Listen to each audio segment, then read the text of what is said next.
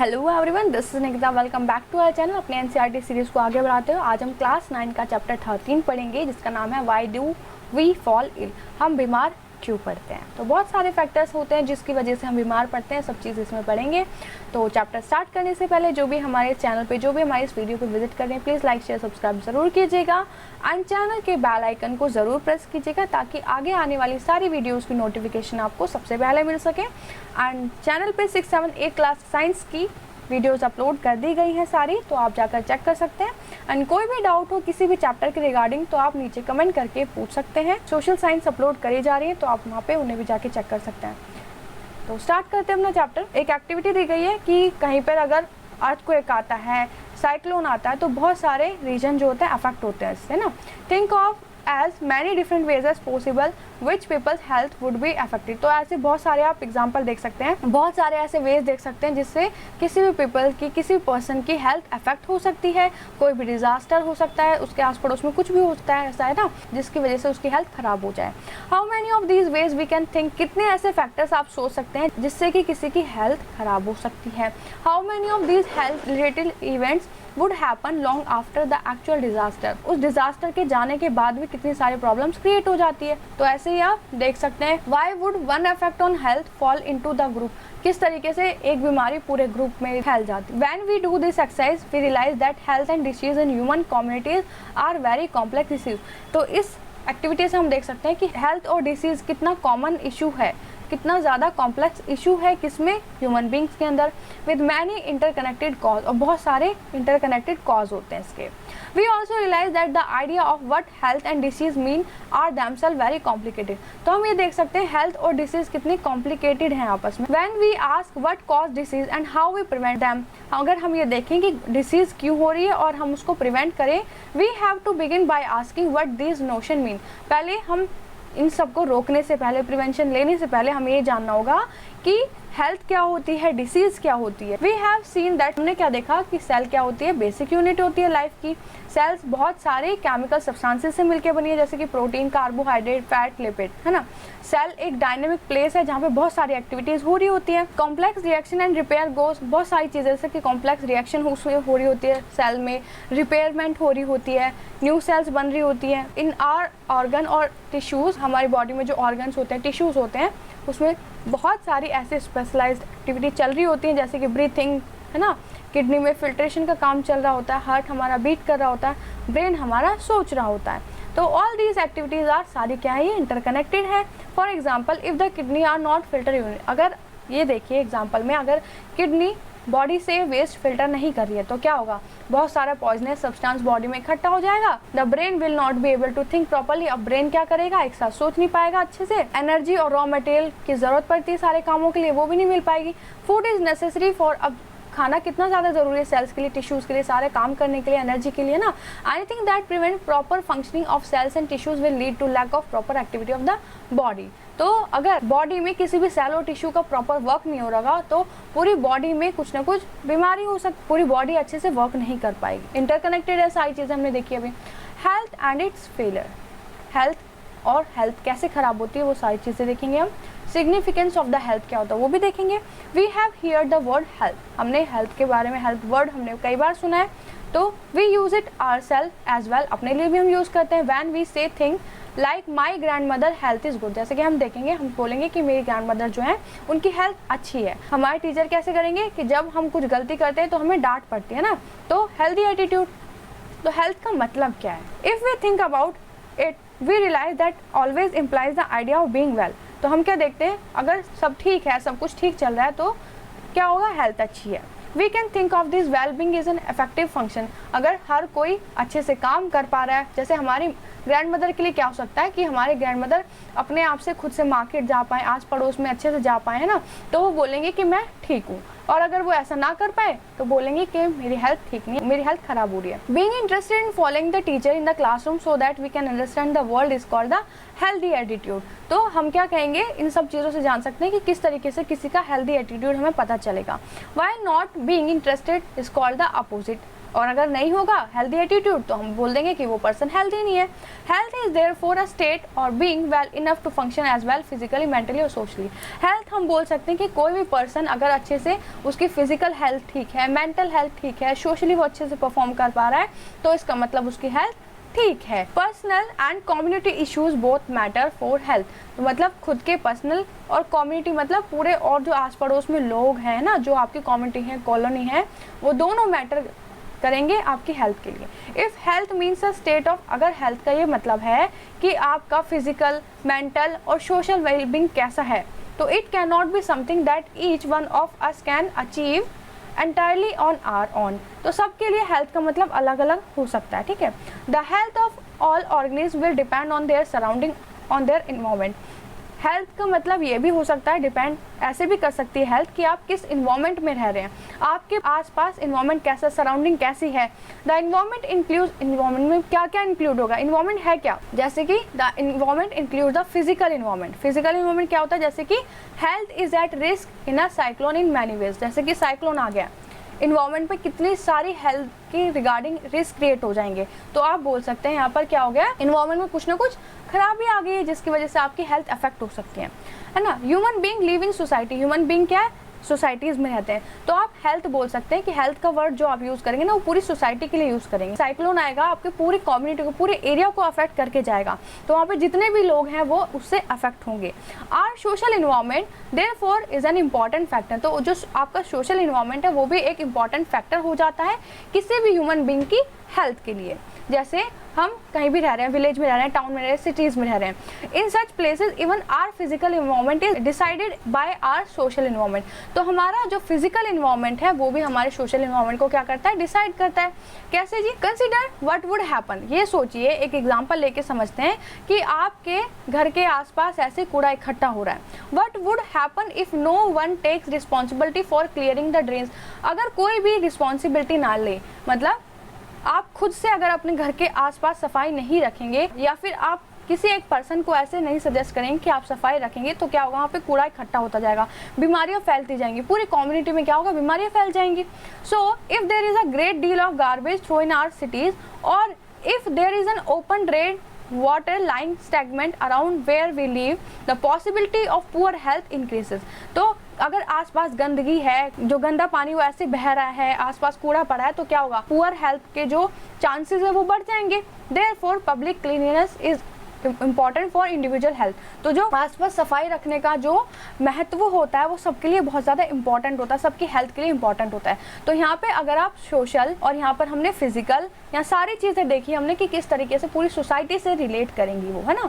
अगर आप अच्छे से व्यवहार नहीं करेंगे, एक दूसरे से अच्छे से नहीं रहेंगे, आपस में सफाई से नहीं करेंगे, है ना, मिलजुल के नहीं रहेंगे, तो क्या होगा, अफेक्ट करेगा आपकी सोसाइटी पूरी पे। एक्टिविटी करनी है, find out what provisions are made by our locality authority, जैसे पंचायत, म्यूनसिपल कॉर्पोरेशन है, किस किस तरीके की वो प्रोविजन बनाते हैं कि आपको साफ पानी मिले, आपकी सोसाइटी साफ रहे ना, ये बताना है। तो ऐसे एक एक्टिविटी है, किस तरह से आप वेस्ट को मैनेज करेंगे सोसाइटी में अपनी। नेक्स्ट देखते हैं, we need food to be healthy, हमें खाने की ज़रूरत पड़ती है हेल्दी रहने के लिए, and this food will have to be earn by doing work. और हमें खाना कैसे मिलता है, जब हम कुछ ना कुछ काम करते हैं ना, उसके रिस्पॉन्स में हमें खाना मिलता है। काम नहीं करेंगे तो खाना नहीं मिलेगा ना। जैसे कि आपको खाना खाना है तो मम्मी जब तक काम नहीं करेंगी, खाना नहीं पकाएंगे, तब तक खाना नहीं मिलेगा। तो देखो सबको काम करना पड़ता है, खाना मिलता है फिर। For this the opportunity to do work has to be available, तो ये अपॉर्चुनिटी भी होनी चाहिए कि हमको सबको काम मिले, तब हमें खाना मिलेगा। We need to be happy in order to truly healthy, तो हम कह सकते हैं अगर हमें खाना मिल रहा है, सब कुछ मिल रहा है, तो हम हैप्पी होंगे, है ना। And we mistreat each other and are afraid of each other, we can not be happy. अगर हम एक दूसरे से, कोई हमें अच्छे से ट्रीट ना करें, हम एक दूसरे से डर रहे हैं, मार रहे हैं, तो हम क्या बोलेंगे कि हम हैप्पी नहीं है, हेल्दी नहीं है, ठीक है। Social equality and harmony therefore necessary for individual, तो सोसाइटी में जो इक्वालिटी हो, है ना, सब भाईचारे से अच्छे से रह रहे हो, तो ये भी एक इंडिविजुअल, एक हर पर्सन की हेल्थ के लिए बहुत ज़्यादा ज़रूरी है। तो खुश रहना भी बहुत ज़्यादा ज़रूरी है हेल्थ के लिए। तो खुश कब रहेंगे, जब आपके आसपास सब लोग खुश होंगे, अच्छे से बिहेव करेंगे, है ना। We can think of many other such examples, तो कुछ ऐसे बहुत सारे एग्जाम्पल्स आप देख सकते हैं जो कि कनेक्शन बताते हैं कम्युनिटी इशूज़ के और इंडिविजुअल हेल्थ के, मतलब पूरी कम्युनिटी के बीच में और आपके एक पर्सनल हेल्थ के बीच में क्या होते हैं, बहुत सारे ऐसे एग्जाम्पल हैं जो आप बता सकते हैं कि किस तरीके से अफेक्ट कर रहे हैं हेल्थ को। अगर आपकी कम्युनिटी अच्छी नहीं होगी तो आप भी वहाँ पे खुश नहीं रह पाएंगे, अच्छे से नहीं रह पाएंगे, अपना काम अच्छे से परफॉर्म नहीं कर पाएंगे। तो इस तरीके से रिलेट होती है सारी चीज़ें। तो हमें यहाँ पे बताया किस तरीके से साफ़ पानी पीना चाहिए, हमेशा अपने हाथ पैर को साफ़ रखना चाहिए, सारे फूड को कवर रखना चाहिए, अपने आसपास सफाई रखनी चाहिए ना, प्रॉपर ड्रेनेज सिस्टम होना चाहिए है ना, तो सैनिटेशन रखनी चाहिए पूरी आपस में। आगे देखते हैं distinction between healthy and disease free. तो ये देखते हैं हेल्दी क्या होता है और डिसीज़ फ्री क्या होता है। If this is what we mean by health, what do we mean by disease. अगर हमने जो अब तक पढ़ा ये हेल्थ है तो डिसीज़ क्या होती है।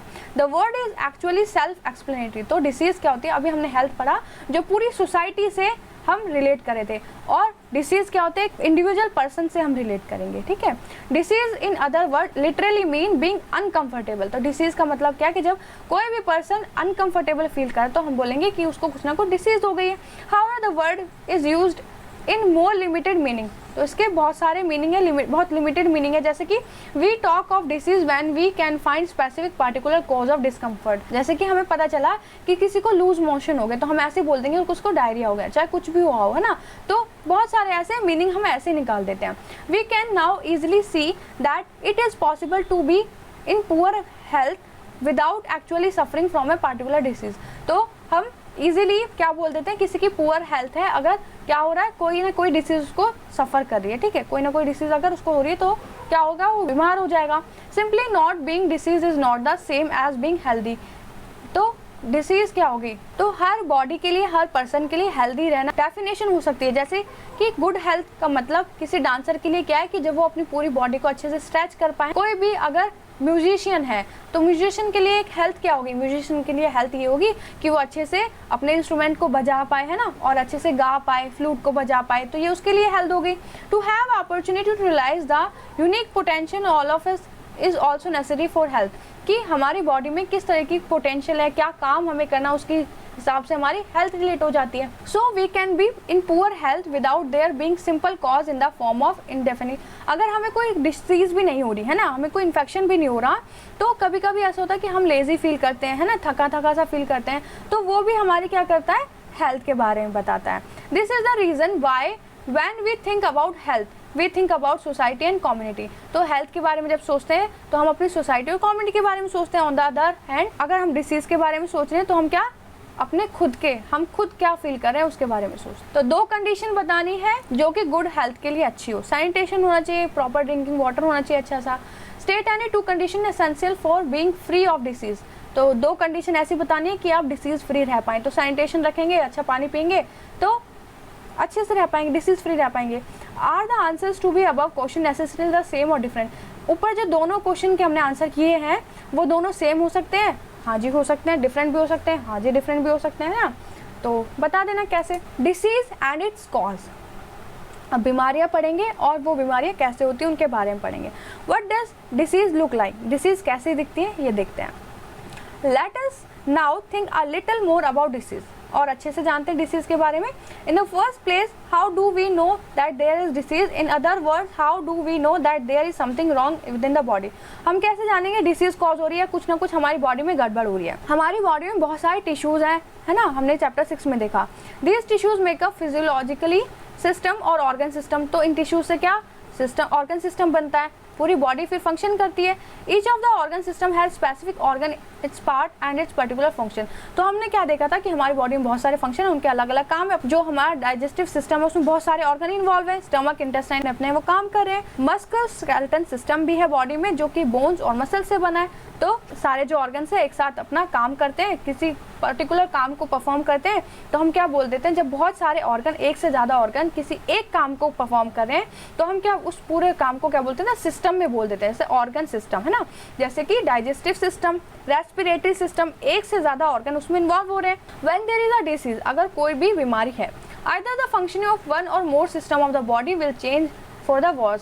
तो कोई भी अगर डिसीज होगी तो कोई भी एक सिस्टम की फंक्शनिंग या फिर एक से ज़्यादा सिस्टम की फंक्शनिंग क्या होगी, अफेक्ट हो जाती है उससे। These changes give rise to symptom and sign और डिसीज। तो इससे क्या होता है कि हमारी बॉडी फिर सिम्टम्स दिखाने लग जाती है ना उस डिसीज़ के अगेंस्ट, कि जैसे कि कुछ ना कुछ गड़बड़ है हमारी बॉडी में, हेडेक हो सकती है, लूज मोशन हो सकते हैं, कफ हो सकता है। तो इन सब को पहचान के हम बोल देंगे कि हमें क्या डिसीज़ हो रही है इन सिम्टम्स को देख के। This indicate that there may be a disease. ये सारे सिम्टम्स के बताएंगे कुछ ना कुछ डिसीज़ हो गई है, but they don't indicate what the disease है। लेकिन हमें ये नहीं बताते ये सिम्टम्स की डिसीज़ कौन सी है। तो हमें मान लीजिए अगर हेडेक हो रहा है तो वो किसी स्ट्रेस की वजह से भी हो सकता है ना। इट मे बी मेनिंगिट्स और any one of the dozen different disease. तो हो सकता है हेडेक हमें सिर्फ एक डिसीज़ की वजह से हो रहा है, स्ट्रेस की वजह से हो रहा है, या फिर बहुत सारे डिसीज़ हो गए बॉडी में इसकी वजह से हो रहा है। तो डॉक्टर क्या करते हैं इन सिम्टम्स को देखते हैं, पहचानते हैं और उसकी वजह से फिर क्या करते हैं, हमारा टेस्ट वेस्ट करवाते हैं ना, और फिर हमें दवाइयाँ भी दे देते हैं। अब यहाँ पे पढ़ेंगे दो तरह की डिसीज़ के बारे में, एक है एक्यूट, एक है क्रॉनिक डिसीज़। तो एक्यूट डिसीज़ हमारी वो डिसीज़ होती हैं जो छोटे और कम टाइम के लिए हुई है, जैसे कि हमारी कोल्ड हो गया, फीवर हो गया ना, ये होंगे हमारी एक्यूट डिसीज़, और ये हमारी बॉडी पे ज़्यादा कुछ भी अफेक्ट नहीं डालती, कुछ दिनों बाद ठीक हो जाते हैं। लेकिन जो हमारी क्रोनिक डिसीज़ होती हैं वो बहुत लंबे समय तक होती हैं, लाइफ टाइम भी हो सकती है, और वो हमारी बॉडी पे बहुत ज़्यादा अफेक्ट डाल के जाते हैं। तरह की बीमारी को क्या बोलते हैं, क्रोनिक डिसीज बोलते हैं। एग्जाम्पल में एलिफेंटिस दे रखा है और यहाँ पे आप कॉमन कोल्ड लेंगे। तो ये एक्टिविटी 13.4 करनी है, आपको कुछ सर्वे करना है, यहाँ पे जरूर देखिएगा एक्टिविटी। नेक्स्ट पढ़ते हैं क्रोनिक डिसीज और पुअर हेल्थ क्या होती है। Acute and chronic disease have different effect in our health. तो हम क्या देखेंगे कि एक्यूट और क्रोनिक डिसीज जो है दोनों अलग अलग तरह की, ये क्या करते हैं हमारी बॉडी पर अलग अलग इफेक्ट डालती हैं, ठीक है। Any disease that cause poor functioning of some part of body will affect our health. कोई भी बॉडी का पार्ट अगर अच्छे से वर्क नहीं कर रहा तो वो क्या कर रहा है, बॉडी पे कुछ ना कुछ इफेक्ट डाला है किसी भी डिसीज ने, इसलिए वो अच्छे से ऑर्गन क्या कर रहा है, काम नहीं कर पा रहा। This is because all function of the body are necessary for being healthy. तो अगर हमारी बॉडी में सारे फंक्शंस अच्छे से परफॉर्म कर रहे हैं तो कब करेंगे, जब हमारी बॉडी हेल्दी होगी, जब किसी भी ऑर्गन में कोई भी डिसीज नहीं होगी। But an acute disease which is very over soon. तो एक्यूट डिसीज तो जल्दी से खत्म हो जाती है ना, तो उनके कम इफेक्ट होते हैं बॉडी पे। लेकिन क्रोनिक डिसीज में क्या होता है, एग्जाम्पल लेते हैं, थिंक अबाउट कफ। कफ के बारे में सोचो, कफ एंड कोल्ड हो गया है तो टाइम टू टाइम वो आपको साल में 1-2 बार हो ही जाता है ना, तो फिर आप जल्दी से ठीक भी हो जाते हैं, दवाई लेते हैं और 1 हफ्ते तक ठीक हो जाते हैं, कभी कभी 1-2 दिन की स्कूल से छुट्टी भी ले लेते हैं। And there are no lasting effect. उसका कोई इफेक्ट ज़्यादा टाइम तक आप बॉडी में रहता नहीं है।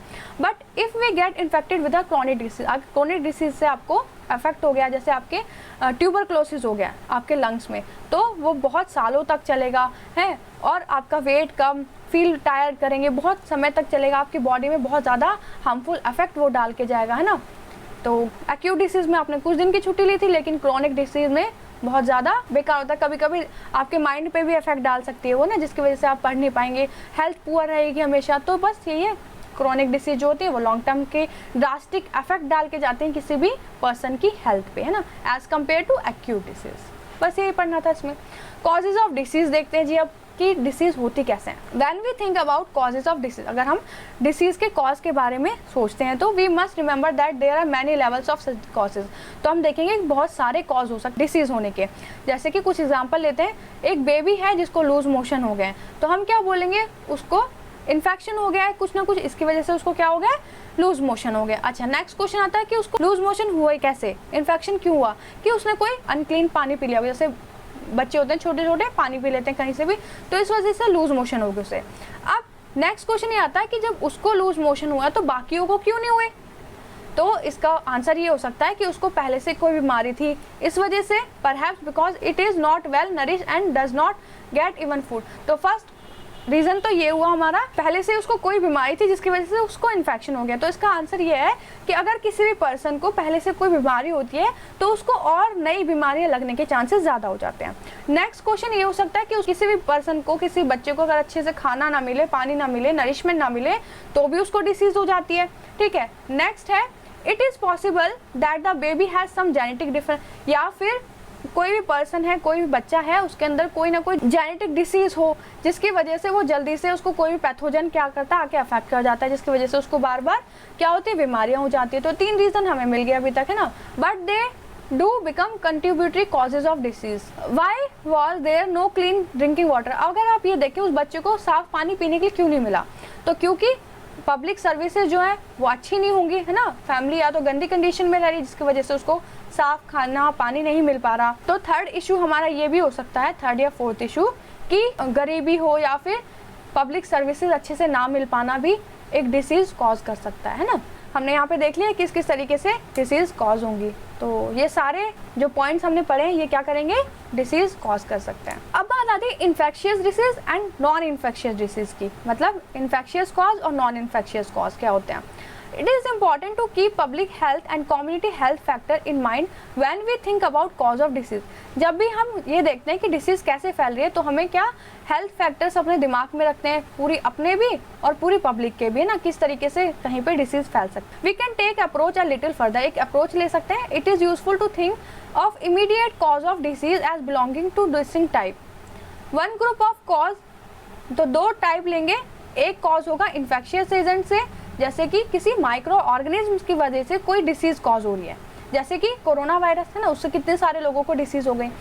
Disease where microbes are immediate cause are called infectious disease, मतलब किसी माइक्रोब की वजह से जब बहुत सारे लोगों में डिसीज फैल रही है तो हो गई इन्फेक्शियस, कि इन्फेक्शन फैल रहा है। This is because of microbes, क्योंकि जो माइक्रोब्स हैं, जो छोटे छोटे क्या है माइक्रो ऑर्गेनिज्म है, वो बहुत सारी जगह में ऐसे स्प्रेड हो जाते हैं, तो आराम से क्या करते हैं, डिसीज कॉज कर देते हैं। अब नॉन इन्फेक्शियस डिसीज कौन सी होती है? There are also disease that are not cause by infectious agent. तो ऐसी नॉन इन्फेक्शियस डिसीज हमारी वो होती हैं जो किसी एजेंट से कॉज नहीं हुई है। जैसे ये यहाँ पे एजेंट क्या थे, माइक्रोब्स हमारे एजेंट थे जो बीमारी फैला रहे थे। तो देयर कॉजेज वेरी, जो नॉन इन्फेक्शियस डिसीज होती है उनके कॉज जो है, किस वजह से वो बीमारी हो रही है किसी पर्सन के अंदर, वो वेरी करता रहता है। But they are not external cause like micro, लेकिन कोई बाहर का जो एक्सटर्नल एजेंट है वो उसके ऊपर कोई भी इफेक्ट नहीं करता, जैसे माइक्रोब वगैरह वो आके उस डिसीज को नहीं फैलाते। जैसे ये कुछ अंदर ही ऑर्गन के अंदर कुछ ना कुछ ऐसी बीमारी हो जाती है जिसकी वजह से डिसीज कॉज हो रही है, जैसे कि कोई अबनॉर्मलिटी हो गई आपके बॉडी में जिसकी वजह से कैंसर हो गया, हाई ब्लड प्रेशर हो गया, अगर आप ज़्यादा मोटे हैं तो, है ना, तो एक्सरसाइज नहीं करेंगे तो हाई ब्लड प्रेशर हो जाएगा। तो ये एग्जांपल है आपके नॉन इन्फेक्शियस डिसीज के, मतलब ये फैलती नहीं है। और इन्फेक्शियस डिसीज वो है जो किसी एजेंट की वजह से बहुत सारे लोगों में फैल जाती है, जैसे कि एग्जाम्पल में कोई भी वायरल इन्फेक्टेड डिसीज आप ले सकते हैं। तो पैप्टिक अल्सर्स क्या होता है और इसके लिए नोबेल प्राइज़। तो यहाँ पर आप दो साइंटिस्ट के नाम पढ़ेंगे, दो ऑस्ट्रेलियंस हैं जिन्होंने, एक पर्सन थे, पेशेंट थे जिनके बॉडी में, स्टमक में एक पैथोजन पाया गया था। इन्होंने फिर रिसर्च करी उसके ऊपर और फिर बताया कि ये अल्सर कैसे होता है, और फिर क्या हुआ, इन्होंने एंटीबायोटिक्स वगैरह भी बनाई, तो इनको फिर इसके लिए नोबेल प्राइज़ मिला था। तो the ways in which disease spread and the way in which they can be treated and prevented at the community level would be different for different disease. यहाँ पे क्या बोला गया है कि जो डिसीज़ फैलने का तरीका है, जो वे है, ठीक है, और उस डिसीज़ को ट्रीट करने का तरीका और पूरे कम्युनिटी को उस डिसीज़ से बचाने का तरीका हर एरिया में या और हर डिसीज़ में अलग अलग हो सकता है। This would depend a lot of whether the immediate cause of infectious और नॉन इन्फेक्शियस डिसीज, जिसकी वजह से हम क्या होगा कह सकते हैं कि नॉन इन्फेक्शियस डिसीज फैल गई है, इन्फेक्शियस डिसीज फैल रही है, ठीक है। चलिए, तो क्या पढ़ा हमने कि किसी कम्युनिटी लेवल पे डिसीज़ को फैलने का तरीका, उसको ट्रीट करने का तरीका और प्रिवेंट करने का तरीके अलग अलग हो सकते हैं। तो यहाँ पे 3 रीज़न बताने हैं आपको। अब पढ़ते हैं इन्फेक्शियस डिसीज़ के बारे में। तो इन्फेक्शियस डिसीज़ के बारे में हम इन्फेक्शियस एजेंट के बारे में पढ़ेंगे।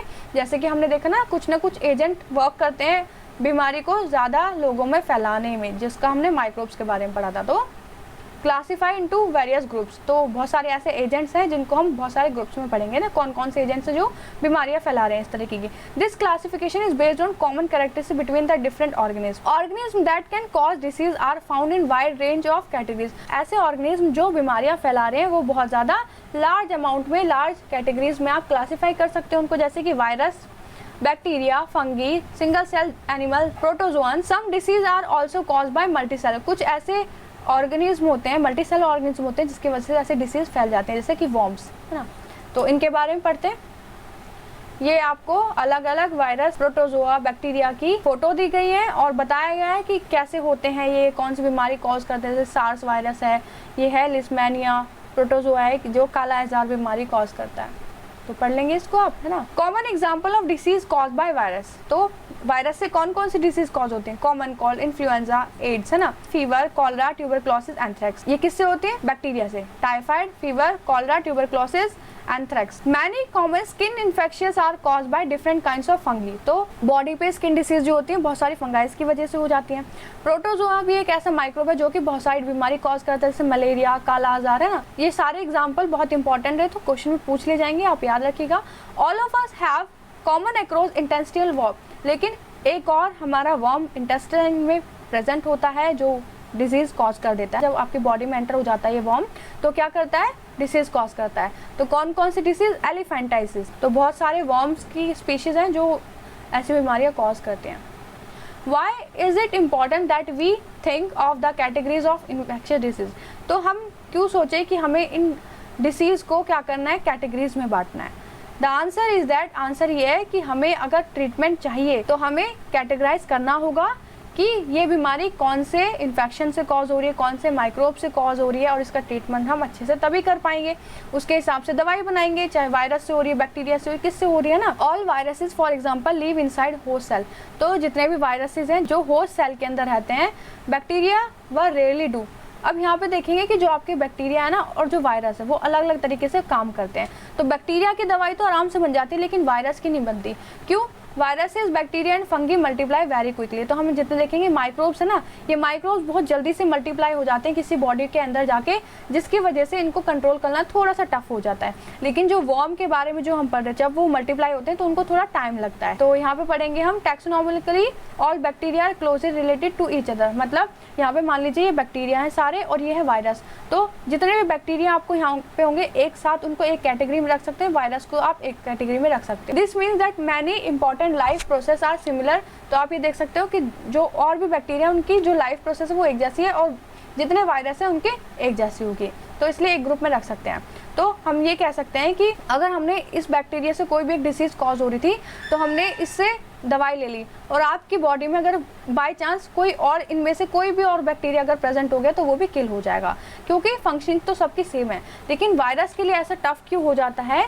क्योंकि वायरस क्या करता है, जब तक वो इन्वायरमेंट में ऐसे प्रेजेंट है वो नॉन लिविंग बिहेव करेगा, कुछ भी आपको हार्मफुल इफेक्ट कॉज नहीं करेगा। जैसे वो किसी की बॉडी में एंटर कर जाएगा, कौन? वायरस, तो वो क्या करेगा? अपनी फंक्शनिंग को चेंज करेगा, और जैसे हमारी बॉडी में फंक्शनिंग हो रही है ना वैसे ही करने लग जाएगा। तो अगर इसके अगेंस्ट कोई दवाई हम लेंगे तो क्या करेगी वो दवाई? हमारी बॉडी पे भी इफेक्ट कर सकती है, तो इसलिए थोड़ा सा टफ हो जाता है। अब देखते हैं एंटीबॉडीज काम कैसे करती है बैक्टीरिया पे। बैक्टीरिया क्या करते हैं? अपने ऊपर एक सेल वॉल बना लेते हैं बॉडी के अंदर जाके, तो एंटीबॉडीज क्या करती है? इसको सेल वॉल नहीं बनाने देती, जिसकी वजह से क्या होता है? बैक्टीरिया मर जाता है ना। पेनिसिलिन एंटीबॉडी का नाम है। और सेल वॉल किसमें? प्लांट्स में होती है, हमारे में तो होती नहीं है, एनिमल्स की बॉडी में तो होती नहीं है, तो जिसकी वजह से एंटीबॉडी से बैक्टीरिया के ऊपर वर्क करती है। लेकिन वायरस से इसका पाथवे अलग होता है बिल्कुल, है ना, वो हमने पढ़ लिया। तो इसलिए antibodies does not reduce the severity of duration disease. Next है एक एक्टिविटी जो आपको करनी है, जिसमें कोल्ड, कफ, फीवर, इस तरीके की बहुत सारी बीमारी होती है जो बच्चों को होती है। अपनी क्लास के अकॉर्डिंग आपको क्या करना है? ये एक्टिविटी करनी है। अब पढ़ते हैं मीन्स ऑफ स्प्रेड, किस किस तरीके से बीमारियां, इन्फेक्शियस डिसीज जो है फैल सकती हैं। बहुत सारे माइक्रोबियल ऐसे एजेंट होते हैं जो कि क्या करते हैं? एक दूसरे से बीमारियां फैला देते हैं। दे कैन बी कम्युनिकेटेड, तो ये जितनी बीमारियां कम्युनिकेटेड हो सकती, कम्युनिकेबल वो डिसीज होती है जो एक पर्सन से दूसरे पर्सन में फैल जाती हैं। नॉन कम्युनिकेबल हमारी वो डिसीज होती हैं जो एक पर्सन से दूसरे पर्सन में नहीं फैलती। Sir disease causing microbes can spread through air, तो ये जो डिसीज है कम्युनिकेबल डिसीज जो है ये माइक्रोब्स की वजह से फैल सकती हैं, एयर में फैल सकती हैं, ठीक है, हवा से फैल सकती हैं। These occurs through the little droplets thrown out infected person. अब क्या होगा कि किसी पर्सन को अगर ये इन्फेक्शियस डिसीज हो रखी है ना, किसी भी माइक्रोब से हो रखी है, तो जो अगर वो स्नीज करेंगे या कफ करेंगे, खांसी आएगी, तो उनके जो माउथ से जो भी वाटर के ड्रॉपलेट्स हवा में आ जाएंगे, वो जिस भी हेल्दी पर्सन के कांटेक्ट में पहुंचेंगे उनको भी वो डिसीज हो जाएगी। किसी को ये बीमारी हो रही है, उस पर्सन के साथ अगर कोई भी हेल्दी पर्सन खड़ा हो जाता है तो उसको भी ये बीमारी हो जाती है। एग्जाम्पल ऑफ सच डिसीज, कुछ एग्जाम्पल है, कॉमन कोल्ड, कोरोना वायरस, कोविड-19। We all have had to experience of sitting near someone suffering from cold, तो आप ये एक्सपीरियंस कर सकते हैं अगर किसी पर्सन को, फ्रेंड को क्या हो रहा है? कॉमन कोल्ड हो रहा है, तो अगर आप उसके पास बैठेंगे तो आपको भी हो सकती है। The more crowded our living condition are the more likely is that such airborne disease will help spread. यहाँ पे बोला गया कि अगर आप किसी भीड़ भाड़ ऐसे इलाके में हैं तो आपको बहुत सारे चांसेस हो जाते हैं कि आपको ये एयरबोर्न डिसीज हो जाए। एयरबोर्न मतलब हवा से फैलने वाली बीमारियाँ। कैसे फैलेंगी बीमारियाँ? देखिए, किसी ने खांसी की, जैसे ये इन्फेक्टेड पर्सन थे, इन्होंने खांसी की तो वो ड्रॉपलेट्स जो थे इनके माउथ से वो एयर में आ गए। अब दूर दूर तक जैसे हवा चलेगी तो बाकी और सबको भी हो जाएगी। Disease can also be spread, disease और वाटर से भी स्प्रेड हो सकती है। जैसे कि बहुत सारा एक्सक्रीटा होता है ह्यूमन का, वो क्या करते हैं, पानी में ऐसे ही बहा देते हैं। तो इस वाटर से कौन सी बीमारी फैलती है? कॉलरा, है ना।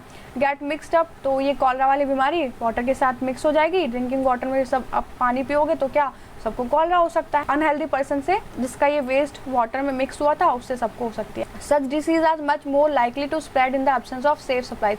तो ये वाटर वाली जो डिसीज है ऐसे एरिया में ज़्यादा होती है जहाँ पर लोगों को साफ पानी पीने के लिए नहीं मिलता।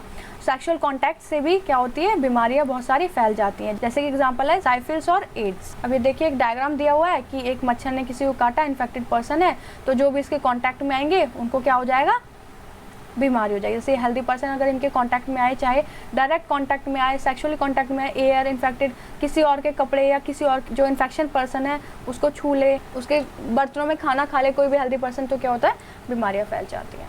आगे देखते हैं सेक्सुअल कांटेक्ट से भी क्या होती है, बीमारियां ट्रांसफर हुई थी। Sexually transmitted disease are not spread by sexually, मतलब यहाँ पे बोला है कि जो सेक्सुअल ट्रांसमिटेड डिसीज होती है ना वो सिर्फ सेक्सुअल कांटेक्ट के आने से ही फैलती हैं। अब किसी पर्सन कोई सेक्सुअल डिसीज हो रखी है, उसको अगर किसी को छू ले, उसके पास बैठ जाए ना, रेसलिंग कर ले, हाथ मिला ले, तो इससे ये डिसीज नहीं फैलती, सिर्फ सेक्सुअली कांटेक्ट से ही ये सारी डिसीज फैलती हैं। जैसे कि एग्जांपल में एड्स है, HIV है, या फिर एक रीज़न और होता है इनका फैलने का कि अगर कोई भी इन्फेक्टेड पर्सन है जो इन बीमारियों से इन्फेक्ट हो रखा है, अगर उसका ब्लड किसी हेल्दी पर्सन के कांटेक्ट में आता है, उसकी बॉडी में अगर ये ब्लड ट्रांसफ़र कर दिया जाए तो उसको भी क्या हुआ, ये बीमारी हो सकती है। या फिर एक मदर है जो कि ब्रेस्ट फीड कराती है अपने बच्चे को, तो उस वक्त भी ये बीमारी ट्रांसमिट हो जाती है। We live in environment that is full of many other creatures apart from us. तो हम ऐसे एक इन्वायरमेंट रहते हैं जहाँ पर हमारे अलावा बहुत और सारी स्पीसीज रहती हैं। It is inevitable that many disease will be transmitted by other animals. तो यहाँ पर कोई भी बीमारी हमारे अंदर एंटर कर सकती है ना, किसी भी एनिमल्स के थ्रू। These animals carry the infecting agent from a sick person to another potential host. तो कोई भी यहाँ पे ऐसा पर्सन हो सकता है या कोई भी एनिमल आपके आसपास ऐसा हो सकता है जो किसी न किसी पर्सन से क्या बीमारी लेके आ रहा हो या फिर होस्ट हो किसी बीमारी का। तो दीज एनिमल्स आर दस इंटरमीडिएट आर कॉल्ड वैक्टर्स। तो ये जो एनिमल्स हैं, मतलब ऐसे मान सकते हैं ये पर्सन है, इसके अंदर वो इन्फेक्शन हो गया, तो अब क्या कर रहा है, ये पर्सन इधर से उधर घूम रहा है ना, इधर से घुमा यहाँ पे किसी को कर दी बीमारी, इधर से घुमा यहाँ किसी को कर दी। तो ये क्या कर रहा है, ये जो पर्सन है, ये जो एनिमल है, ये जो भी पर्सन है, ये जो होस्ट है इस इन्फेक्शन के लिए, इस माइक्रोब के लिए, ये होस्ट की तरह काम कर रहा है और एक तरीके से और काम कर रहा है, ट्रांसपोर्ट की तरह एक मैकेनिज्म प्रोवाइड कर रहा है इस एंटीजन को कि वो इधर से उधर फैला रहा है। तो इसको क्या बोलेंगे, एक वेक्टर हो गया ये। The commonest vector we all know are mosquitoes. और सबसे कॉमन वेक्टर कौन से होते हैं, मस्किटोज, जो कि एक पर्सन से दूसरे पर्सन में आराम से बीमारी क्या करते हैं, फैला देते हैं। तो ज़्यादातर जो फीमेल मस्किटोज होती हैं वो क्या करती हैं, बीमारियां फैलाती हैं और एग ले कर देती हैं, तो बीमारियां फैल जाती हैं। Mosquitoes feed on many warm blooded animals. Mosquitoes ज़्यादातर किसको खाते हैं, वार्म ब्लडेड एनिमल्स को, और डिसीज क्या ट्रांसफर करते हैं। Organ specific and tissue specific manifestation, मतलब किसी स्पेसिफिक ऑर्गन में कोई एंटीजन आके क्या कर जाए, अफेक्ट कर जाए उसके, या किसी भी स्पेसिफिक टिश्यूज़ पे आकर कोई भी एंटीजन उसको अफेक्ट कर जाए, डिसीज़ कॉज कर जाए। तो डिसीज़ कॉजिंग माइक्रोब अगर आपकी बॉडी में एंटर हो जाए और किसी भी ऑर्गन पे आके स्टिक हो जाए, उसको ख़राब कर दें, तो यही चीज़ हम इसमें पढ़ेंगे। Where do go then, microbe जो आपकी बॉडी में एंटर करते हैं तो वो जाते कहाँ। The body is very large, हमारी बॉडी बहुत बड़ी है। When compare to microbe, microbe के अकॉर्डिंग हमारी बॉडी क्या बहुत बड़ी है। So there are many possible places organ tissues where they could do go and do all microbes go to the same tissues organ or do they go different ones। मतलब हमारी body इतनी बड़ी है, इतने सारे ऑर्गन टिश्यूज हैं, तो वो माइक्रोब कहीं भी जा सकते हैं हमारी बॉडी में, है ना। माइक्रोब तो छोटे हैं। Different species of microbe seem to have involve to home in one different part of the body. एक ह्यूमन बॉडी के अंदर बहुत सारे माइक्रोब्स एंटर होकर बहुत सारी बीमारियां फैला सकते हैं। This selection is connected to their point entry. कैसे कौन सा माइक्रोब कहाँ से एंटर होके कहाँ बीमारी कॉज कर जाए वो हम देखेंगे कि कहाँ से एंटर कर रहा है। जैसे कि कुछ आपके एयर से आपके नोज से एंटर कर जाएंगे और आपके लंग्स पे जाके अफेक्ट करेंगे, है ना। कुछ जैसे कि बैक्टीरिया जो कि ट्यूबरक्लोसिस कॉज करेंगे वो आपके माउथ से एंटर कर जाएंगे, है ना। कुछ आपके गट के लाइनिंग में स्टिक हो जाएंगे, टाइफाइड कॉज कर देंगे और लीवर पे जाके जॉन्डिस कॉज कर देंगे। तो but this need not always be case any infection like HIV that comes, लेकिन क्या है ये सारे अलग अलग हैं, अलग अलग जगह से आ रहे हैं। तो HIV कहाँ से, सेक्सुअल कॉन्टैक्ट से आता है। मलेरिया कॉजिंग माइक्रोब, वो माइक्रोब जो मलेरिया कॉज करते हैं कहाँ से आते हैं, जब कोई भी मस्कीटो काट के जाता है वहीं से तो एंटर करेंगे, वो लीवर में आएंगे, पूरे रेड ब्लड सेल्स में आ जाएंगे और फिर पूरी बॉडी को अफेक्ट हो जाएगा। और वायरस का नाम दिया है जिसका नाम है जापानीज एनसीफेलिटिस और ब्रेन फीवर। ये क्या कॉज करता है, ब्रेन फीवर कॉज करता है। Will similarly enter through a mosquito bite, ये भी कहाँ से एंटर होता है कि कोई भी मस्कीटो में काट जाए हमारी बॉडी में एंटर हो जाएगा और उसके बाद ब्रेन को भी अफेक्ट करेगा। The sign and symptoms of disease will thus depend on the tissues organ which microbe target. तो इनके जो साइन और सिम्टम हो गए ना सारे डिसीज के, वो किसके ऊपर डिपेंड करेंगे कि उन्होंने किस टिश्यू को, किस ऑर्गन को टारगेट बनाया उन माइक्रोब्स ने। अब चैप्टर्स बहुत ज़्यादा लंबे हैं तो वीडियोस भी बहुत ज़्यादा लंबी हो जाती है, तो आप थोड़ा सा ब्रेक ले लेके बीच बीच में इसको देखते रहिएगा, अच्छे से देखिएगा तो चैप्टर अच्छे से समझ में आएगा और लाइक शेयर ज़रूर कीजिएगा। If the lungs are target, अगर मान लीजिए एग्जाम्पल लेते हैं, अगर किसी भी माइक्रोब का टारगेट क्या है, लंग है, तो हमें क्या होगा, कफ होगा और सांस लेने में दिक्कत होगी, इस तरीके के सिम्टम हमें दिखाई देंगे। तो if the liver is target, अगर लीवर टारगेट किया गया तो जॉन्डिस हो जाएगा।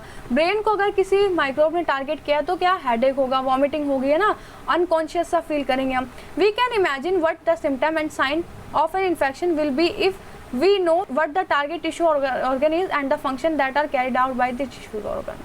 तो जहाँ पे हमें सिम्टम जैसे कॉज हो रहे हैं उस हिसाब से हम देख सकते हैं कि माइक्रोब ने हमें कहाँ पे जाके अटैक किया है। In addition to this tissue specific effect of infection disease there will be other common effect too, तो इनके सबके कॉमन इफेक्ट भी होते हैं कुछ।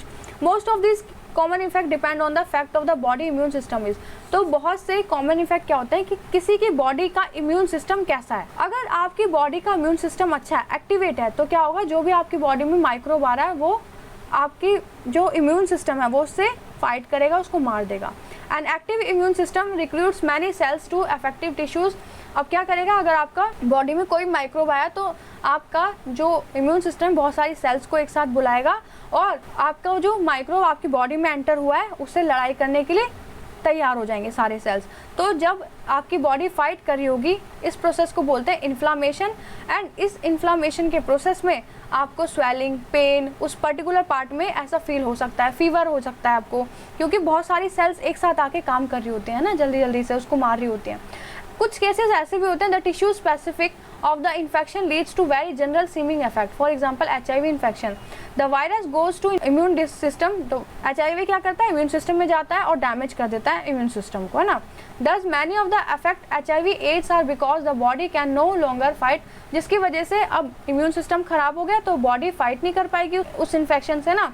That we face everybody. Instead, every small cold can become pneumonia. तो फिर क्या होगा, अगर छोटा सा कोल्ड भी हो जाए ना किसी को, है ना, इस कंडीशन में जब उसका इम्यून सिस्टम अच्छे से वर्क ना करा हो तो उसको निमोनिया हो जाएगा। सिमिलरली एक अगर माइनर से गट इन्फेक्शन हो जाएगा तो वो डायरिया या फिर ब्लड लॉस की प्रॉब्लम हो जाएगी। कहने का मतलब लास्ट में यही है कि अगर किसी की इम्यूनिटी स्ट्रांग नहीं है, इम्यूनिटी अच्छे से वर्क नहीं करी है या किसी माइक्रोब ने इम्यूनिटी को अफेक्ट कर दिया, तो छोटी छोटी सी बीमारी भी बहुत ज़्यादा एक बड़ा रूप ले लेती है। It is also important to remember, ये भी हमें याद रखना चाहिए, that the severity of disease manifestation depend on the number of microbes in the body. If the number of microbes is very small, अगर हमारी बॉडी में बहुत सारे माइक्रोब आते हैं तो बॉडी को वर्क भी बहुत सारा करना होगा। अगर हमारी बॉडी में कम माइक्रोब आते हैं तो डिसीज़ होने के चांसेस भी कम हो गए, हमारी बॉडी फटाफट से क्या करेगी, उसको फाइट कर देगी। But if the number is of the same microbe large, अगर उस पर्टिकुलर माइक्रोब का नंबर लार्ज है तो क्या एक बहुत ज़्यादा गंभीर बीमारी भी हो सकती है। Immune system is a major factor that determines the number of microbes surviving in the body. We shall look into this aspect of little chapter. तो हम ये सारी बातें बाद वाले चैप्टर में पढ़ेंगे, क्या कि जो हमारा इम्यून सिस्टम होता है वो एक मेजर फैक्टर होता है क्या करने में, डिटरमाइन करने में माइक्रोब्स के बारे में कि कितने नंबर ऑफ माइक्रोब्स आ रहे हैं, किससे मुझे लड़ना है। ठीक है, अब बात आती है ट्रीटमेंट की। बीमारियों के बारे में पढ़ लिया, किससे हो रही है वो पढ़ लिया, कैसे प्रिवेंट करना है वो भी हमने थोड़ा सा देख लिया। अब बात आती है कि हम ट्रीटमेंट कैसे करें, है ना। What are the steps taken your family, अगर आप जब बीमार हो जाते हैं तो आपकी फैमिली क्या क्या करती हैं। Have you ever thought why you sometimes feel better if you sleep for some time? कभी ऐसा हुआ है कि आप जब बीमार हो और आप थोड़ी देर के लिए सो जाते हो तो उसके बाद उठते हो तो आपको अच्छा लगता है? तो ऐसा क्या होता है कि जब आप दवाई लेके सो जाते हो तो अच्छा लगता है आपको। तो based on what we have learn so far, जो हमने अभी तक पढ़ा, हम इसके बेसिस पे देखते हैं। It would appear that there are two ways, दो तरीके हैं ट्रीट करने के लिए इन्फेक्शियस डिसीज को। कैसे? One would be to reduce the effect of disease and the other to kill. या तो हम क्या करें, जो हमारी बॉडी पे उस डिसीज का इफेक्ट है उसको कम कर दें, या फिर जिससे वो डिसीज हो रही है उस माइक्रोब को मार दें। ठीक है, तो फर्स्ट क्या करेंगे, ट्रीटमेंट प्रोवाइड करेंगे अपने बॉडी को, ताकि वो जो सिम्टम हो रहे हैं हमारी बॉडी में, जैसे पेट में दर्द हो रहा है ना, सर दर्द हो रहा है, तो पहले उस सिम्टम को खत्म करेंगे हम दवाई देके। The symptom are usually because of inflammation. ठीक है, for example we can take medicine, तो दवाई लेके फीवर को, पेन को हम क्या कर सकते हैं, कम कर सकते हैं। हमने जैसे अभी देखा, we can take bed rest कर सकते हैं ना, जिससे क्या होगा कि हमारी बॉडी की एनर्जी क्या होगी, कंजर्व होगी, और पूरी बॉडी की जो एनर्जी होगी वो एक ही तरफ फोकस करेगी। कहाँ पर? जब आप सो रहे होंगे ना, तो आपकी पूरी बॉडी की जो एनर्जी है वो आपकी डिसीज को उससे फाइट करने में यूज करेगी। But this kind of symptom directed treatment by itself will not make the infecting microbe go away and the disease will not be cure. तो बट इससे क्या होगा कि आपकी जो डिसीज एकदम से क्योर नहीं होगी। We need to be able to kill, हमें क्या करना है, माइक्रोब को किल करना है। हमें सिर्फ डिसीज को नहीं हटाना, उस माइक्रोब को जो डिसीज कॉज कर रहा है उसको भी हटाना है। तो हम मारेंगे कैसे उस माइक्रोब को? एक वे ये है कि हम क्या करें, मेडिसिन ले और माइक्रोब को किल कर दें। We have seen earlier the microbes can be, हमने क्या देखा अभी कि हमारे जो माइक्रोब्स हैं कैटेगरीज में हम लोगों को क्लासीफाई कर रखा है, जैसे वायरस, बैक्टीरिया, फंगस, प्रोटोजोआ। हर ग्रुप के जो ऑर्गेनिज्म है will have some essential biochemical life process which is peculiar to that group and share with other group. तो क्या है कि यहाँ पर हमने देखा किस तरीके से हमने क्लासीफाई कर रखे हैं ग्रुप में उन माइक्रोब्स को, और पर्टिकुलर एक ग्रुप के लिए आप एंटीबॉडी लेंगे तो यहाँ पे किस तरीके से अफेक्ट होता है हम देख चुके हैं। दीज प्रोसेस में भी pathway for the synthesis of new substance और रेस्पिरेशन। तो अब ये क्या होता है, आपकी बॉडी में कोई माइक्रोब अगर एंटर किया है तो उसकी खुद की भी तो कोई फंक्शनिंग होगी, वो खुद भी तो काम कर रहा होता है ना, उसकी सेल्स खुद भी तो काम कर रही होती है। The pathway will not use by us either. For example our cells में make new substance by mechanism different from use by bacteria. अगर हमारी बॉडी में कुछ मैकेनिज्म हो रहा है और बैक्टीरिया भी वहाँ पे प्रेजेंट है तो क्या हुआ, we have to find a drug that blocks the bacterial synthesis pathway without affecting our own. तो हम एक ऐसी दवाई बनाएंगे जो हमारी बॉडी को अफेक्ट ना करे, वो जो बैक्टीरिया की जो फंक्शनिंग हो रही है उसको मार दे, है ना। This is what is achieved by the antibody that we are family with. तो हम ऐसी एंटीबॉडी यूज़ करेंगे, ड्रग्स यूज़ करेंगे कि वो उस प्रोटोजोआ या जो बैक्टीरिया है, मलेरिया, पैरासाइट जो भी आपकी बॉडी में उसको मार दें और आपकी बॉडी पे कुछ भी हार्मफुल इफेक्ट ना हो। लेकिन जब हम एंटीवायरल मेडिसिन लेते हैं तो होता क्या है कि वायरस की जो फंक्शनिंग है वो हमारे जैसी कर लेता है हमारी बॉडी में पहुंच के। तो कभी कभी क्या होता है, जब वायरस स्पेसिफिक ड्रग लेते हैं तो वो हमारी खुद की बॉडी को भी हार्मफुल इफेक्ट छोड़ जाता है, हार्मफुल इफेक्ट हमें भी हो जाते हैं, क्योंकि हमने देखा कि वायरस हमारी बॉडी की तरह बिहेव करने लग जाता है। प्रिंसिपल ऑफ प्रिवेंशन देखते हैं। All of what we have talk about so far deals with how to get rid of infection in someone who has disease, कि हम कैसे उस डिसीज को बॉडी से हटाएं जिसको भी इन्फेक्शन कॉज हुआ है। बट देयर आर 3 लिमिटेशन, यहाँ पे हमारी 3 लिमिटेशन आ जाती है। कैसे जी? फर्स्ट क्या होगा कि जब भी आपकी बॉडी में किसी की पर्सन की बॉडी में डिसीज हुई है, देयर बॉडी फंक्शन, की बॉडी के जो फंक्शंस है वो क्या होते हैं, डैमेज हो जाते हैं, और कभी कभी जो फंक्शनिंग थी ऑर्गन्स के पूरी तरह से रिकवर नहीं कर पाते। तो एक तो ये हो गया। सेकंड क्या होता है, second is that treatment will take time.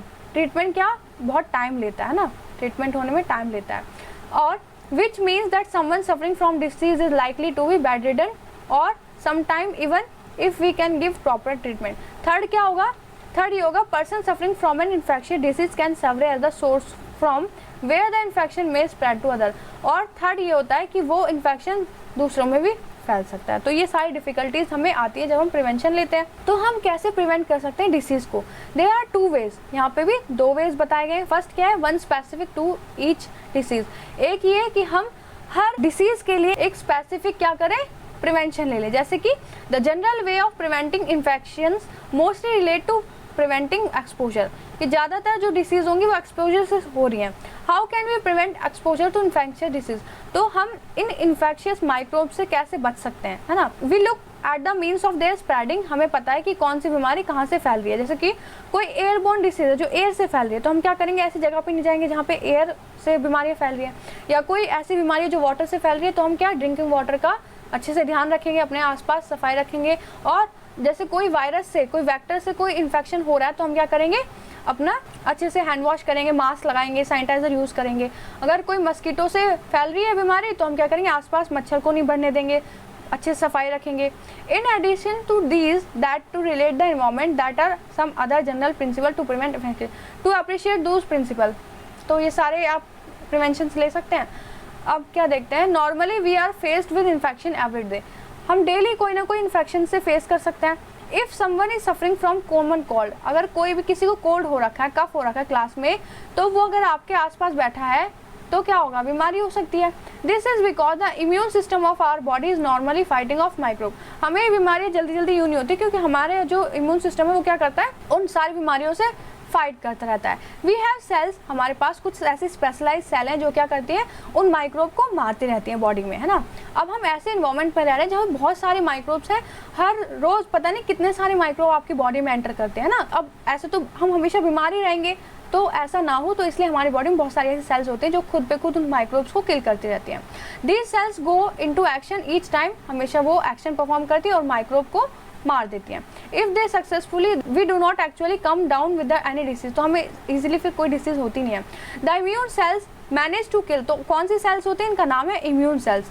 ये क्या करती हैं, किल करती है कोई भी इन्फेक्शन आपकी बॉडी में अगर आ रहा हो तो उसको। एज वी नोटिस अर्लियर, जैसे कि हमने पहले देखा, if the number of infection microbe is control, कि अगर माइक्रोब का जो इन्फेक्शन फैलेगा अगर उसको कंट्रोल कर लिया जाए, then manifestation of disease will be minor, तो बीमारियों के फैलने का चांसेस क्या होगा, कम हो जाएगा। इन अदर वर्ड्स अगर हम क्या बोले, बिकमिंग एक्सपोज टू और infected with infectious microbe does not necessary mean developing noticeable disease.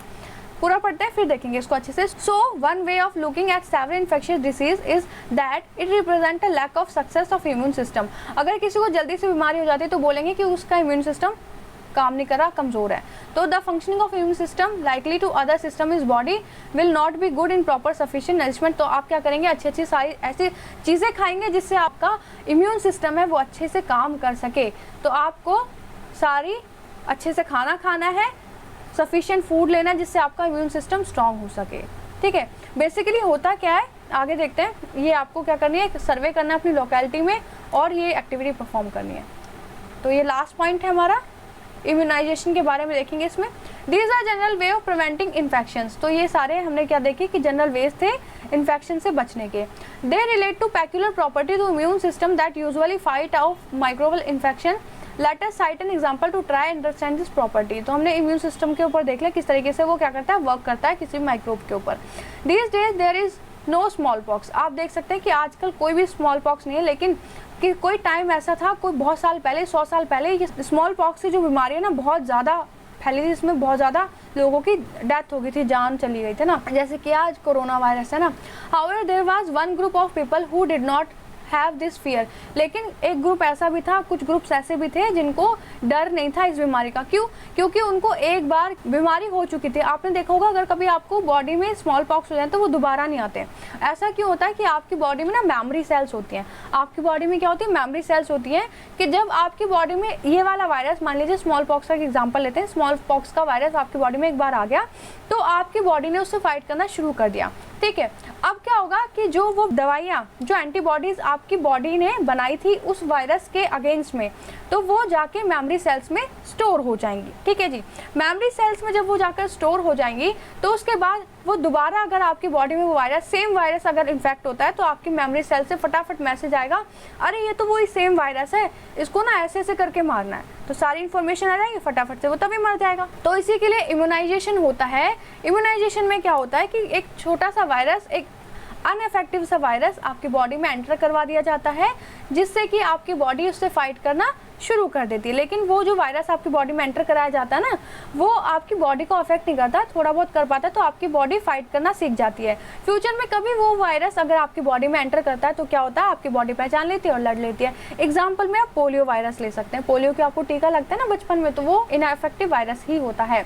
तो यहाँ पे एडवर्ड जेनर है जिन्होंने स्मॉल पॉक्स की दवाई बनाई है। कैसे बनाई थी कि कोई भी एक ऐसा पर्सन जिसको पहले स्मॉल पॉक्स हो रखी थी, वो थोड़ा सा ब्लड उसकी बॉडी में एंटर करवा दिया, तो जिससे क्या हो कि उसकी बॉडी ने भी क्या किया, एंटीबॉडीज बनानी शुरू कर दी एंड फिर वो ठीक हो गया। तो ऐसे फिर उन्होंने वैक्सीन बना दी। तो ये काउपॉक्स वायरस से कुछ रिलेटेड बात है, इसको पढ़ लीजिएगा ना। तो यहाँ पे क्या लिखा है, this happen because when the immune system first seems infection microbe respond against. ये सारी वही कहानी लिखी है जो हमने देखा कि अगर नेक्स्ट टाइम वो पर्टिकुलर वायरस आता है तो आपकी बॉडी क्या करेगी, रिस्पॉन्ड कर देगी और उस वायरस को एलिमिनेट कर देगी आपकी बॉडी में से। तो we can now see that a general principle, हम क्या देखते हैं जनरल प्रिंसिपल में अपने इम्यून सिस्टम को क्या हम बेवकूफ़ बना रहे हैं। कैसे जी, बाय पुटिंग समथिंग, कि हम क्या करें, एक छोटा सा मिमिक करके एक वायरस आपकी बॉडी में एंटर करवाते हैं और अब जो इम्यून सिस्टम है उससे वैक्सीन बनवा लेते हैं। तो उसको फिर वैक्सीन बना देता है तो उसको पता चल जाता है कैसे फाइट करना है। तो एक तरीके से बेवकूफ़ बनाया। Many such vaccines are now available. अब क्या है, बहुत सारे ऐसे वैक्सीन्स अवेलेबल हैं जो क्या करती हैं, बहुत सारी इन्फेक्शन डिसीज से बचाती हैं and provide disease specific means of prevention. बहुत सारे प्रिवेंशन हमें मिल जाते हैं। अब there are vaccine against tetanus, जैसे कौन कौन सी वैक्सीन प्रेजेंट है, tetanus, polio, measles, cough, whooping, diphtheria. This form of public health program of childhood immunization. तो आपने देखा होगा कि जब आप छोटे होते हैं तो कितने सारे टीके आपको लगाए जाते हैं, वो ऐसे ही होते हैं ताकि आपको कोई फ्यूचर में बीमारी ना हो। Some hepatitis virus which cause jaundice, hepatitis virus होते हैं जो कि जॉन्डिस कॉज करते हैं, जो कि ट्रांसमिट होते हैं वाटर से, है ना। ये वाली बीमारी कैसे फैलेगी, वाटर से फैलेगी। There is a vaccine for one of than hepatitis A. तो एक वैक्सीन है हेपेटाइटिस ए के लिए इन द मार्केट, है ना, मार्केट में। But the majority of the children in many parts of India are already immune to hepatitis. लेकिन पूरी इंडिया में बहुत सारे ऐसे बच्चे हैं जो कि इसकी जरूरत ही नहीं पड़ती उनको, ना 5 साल से छोटे बच्चे खुद ही क्या करते हैं, वैक्सीन बन जाते हैं उनकी बॉडी में। तो ये एक एक्टिविटी है रेबीज वायरस से रिलेटेड, तो आप इसको कीजिएगा ज़रूर। कैसे आप कंट्रोल कर सकते हैं, ये कुछ क्वेश्चन है। कैसे आप नरिश्ड फूड ले सकते हैं, what are different means by which infection disease are spread, कि इन्फेक्शन डिसीज किस किस तरीके से फैल सकती है ना, कैसे आप रिड्यूस कर सकते हैं, कैसे प्रिकॉशन ले सकते हैं, इम्यूनाइजेशन क्या होता है ना, what are immunization program available near, आपके आसपास कौन कौन से इम्यूनाइजेशन ऐसे प्रोग्राम चलाए गए हैं। ये है आपकी बुक का चैप्टर जो ख़त्म हो गया है। ये है समरी जो आपको पढ़नी है एक बार, ताकि आपको इस चैप्टर का एक क्विक रिवीजन मिल जाए। तो अब एक्सरसाइज देखते हैं, फिर हमारा चैप्टर कंप्लीट हो जाएगा। फिर नेक्स्ट चैप्टर में नेक्स्ट वीडियो मिलेंगे। How many times did you fall ill, आप ये देखेंगे लास्ट ईयर आप कितने बार बीमार हुए हैं ना। Think of one change you could make in your habits, और कौन सी ऐसी हैबिट में आपने चेंज लाया है, ये तो आप ही करेंगे क्वेश्चन आपका, है ना। थिंक ऑफ वन चेंज, एक ऐसे चेंज के बारे में बताना you would wish for in your surrounding, कि आप अपने सराउंडिंग में उसको चेंज लाना चाहते हैं, ऐसा कोई चेंज हो आपकी माइंड में ना। A doctor, nurse, health worker is expose to more sick people than others in the community, find out. आप देखेंगे हमेशा जब भी आप डॉक्टर के पास जाते हैं, नर्स के पास जाते हैं, वो डॉक्टर नर्स ऐसे होते हैं कि बहुत सारे इन्फेक्टेड पर्सन उनके आसपास रहते हैं, तो वो कैसे अपने आप को बचाते हैं ना। तो वो क्या करते हैं, प्रॉपर सैनिटेशन रखते हैं, सैनिटाइजर, मास्क, ग्लव्स वगैरह वो हमेशा यूज़ करते हैं, आप देखेंगे, है ना। और वो खाना भी अच्छा खाते हैं जिसकी वजह से वो अपने आप को हेल्दी रख पाते हैं। एक सर्वे कीजिए अपने आसपास टू फाइंड कि 3 मोस्ट कॉमन डिसीज़ आप देख पाएँ, है ना। 3 स्टेप कि उनको कैसे फैल रही है, क्या चीज़ हो रहा है, तो ऐसी कोई डिसीज़ आपको अपनी लोकेलिटी में देखनी है। A baby is not able to tell her his take care that he she is sick, कि एक बेबी है जो बोल नहीं पा रहा है कि मैं बीमार हूँ, तो उसकी take care. What would help us to find out, तो हम कैसे देखेंगे कि वो बीमार है या नहीं। That the baby is sick, what is the sickness, कि वो कैसे बीमार है, उसके किस तरीके से उसको बीमारी हो रही है, कौन सी बीमारी हो रही है। तो नेक्स्ट क्वेश्चन देखेंगे, सारे गिव रीज़न वाले हैं, आप आराम से कर लेंगे ये क्वेश्चन। तो कुछ कंडीशन है जिसमें पर्सन कोई भी बीमार हो सकता है, जैसे when she is recovering from malaria, अगर कोई मलेरिया से रिकवर हो रखा है तो कंडीशन बताइए किसमें सबसे ज़्यादा वो बीमार होने के चांसेस है। When she has recovered from malaria and is taking care of someone suffering from chicken pox, और उसको खुद को मलेरिया हुआ था और चिकन पॉक्स वाले पर्सन से वो क्या टेक केयर कर रही है। और क्या है, when she is on a 4-day fast, कोई 4 दिन से फास्ट में था, after recovering from malaria, malaria के रिकवर होने के बाद, and is taking care of someone suffering from chicken pox, और टेक केयर कर रही है किसकी, चिकन पॉक्स वाले पर्सन की। तो बता देना कि कौन से ऐसी कंडीशन है जिसमें ज़्यादा जल्दी बीमार हो जाएंगे आप, और वाई, कैसे। Under which of the following condition are you most likely to fall sick, इन तीनों कंडीशन में से कौन सी ऐसी कंडीशन होगी जिसमें आप सबसे ज़्यादा जल्दी बीमार हो सकते हैं। कि when you are taking examination, जब आप एग्ज़ाम दे रहे हो। वैन यू हैव ट्रैवल्ड, जब आप बस और ट्रेन से ट्रैवल कर रहे हो 2 दिन के लिए। When your friend is suffering from measles, या फिर आपका फ्रेंड मीजल्स से सफ़र हो रखा है। तो कौन सी बीमारी से आप जल्दी, किस कंडीशन में आप जल्दी सफ़र कर जाएंगे बीमारी में और क्यों। तो रीज़न देना है फटाफट से। ये चैप्टर हो गया हमारा, अच्छे से पढ़ा तो आप सारे क्वेश्चन कर पाएंगे। अगर फिर भी किसी क्वेश्चन में, किसी भी पैरे में, किसी में भी आपको दिक्कत आती है तो आप प्लीज़ कमेंट करके ज़रूर बताइएगा। एंड चैनल पे बने रहिएगा, चैनल को सब्सक्राइब कीजिएगा, लाइक शेयर ज़रूर कीजिएगा वीडियोज़ को। अगर आपको अच्छी लग रही है तो प्लेलिस्ट जाके चेक करते रहिएगा। किसी भी चैप्टर में अगर कोई भी डाउट आता है तो प्लीज़ चेक कीजिएगा और बताइएगा, कमेंट कीजिएगा, बेल आइकन को ज़रूर प्रेस कीजिएगा ताकि आगे आने वाली वीडियोस की नोटिफिकेशन आपको मिलती रहे। प्लेलिस्ट में आप जा सकते हैं, ऊपर बेल आइकन में आपको लिंक मिल जाएगा, वहाँ से भी आप जा सकते हैं। तो चैप्टर हमारा कंप्लीट हो गया। नेक्स्ट चैप्टर में नेक्स्ट वीडियो के साथ मिलेंगे। Thank you.